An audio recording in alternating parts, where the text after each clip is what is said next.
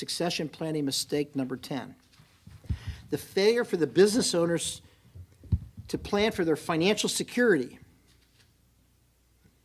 which may be dependent upon the financial success of the successor.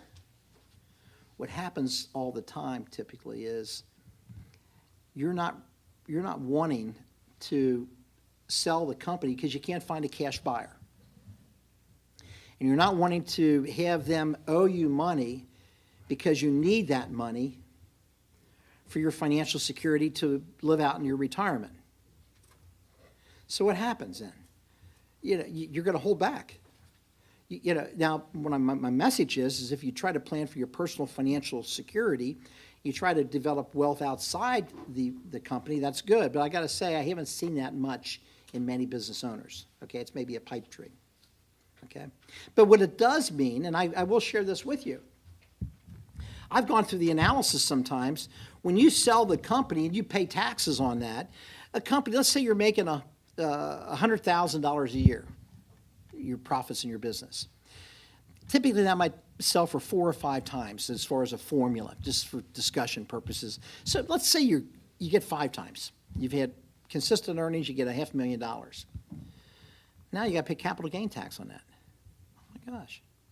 Okay, so you might have to pay $100,000, $200,000 in taxes. So how are you going to take $300,000 to $400,000 after tax and live off of that? You can't. So you're going to keep the business and earn $100,000 a year because you're earning 20% of your money, aren't you? If it's worth $500,000, if it's worth $400,000, you're earning 25% on your money. You can't replace that income. So the logical solution is to have a strategy that says, I'm going to find a key person to come in and run the company, and I'm going to ride this horse out. I had that. I was looking at my CPA firm Mergent a few years ago, and it's like they didn't want to take any risk.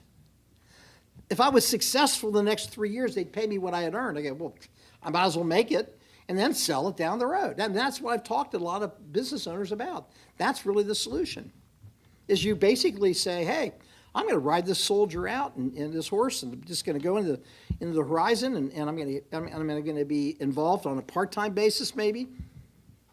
And if I'm lucky and have a good person to take over the operations of the company, and you know what you do, you pay them well and you give them a bonus based upon their productivity, the profitability of the company. It's a win-win. So I'm just trying to share with you, you have to kind of really look at the financial aspects of everything that people say, oh, I'm going to just sell my company. And I had too many business owners at the end of the day, when you start working those numbers out and you pay taxes on whatever you get, you can't replace that income. You can't afford to retire. You look at it and it's just the numbers don't work.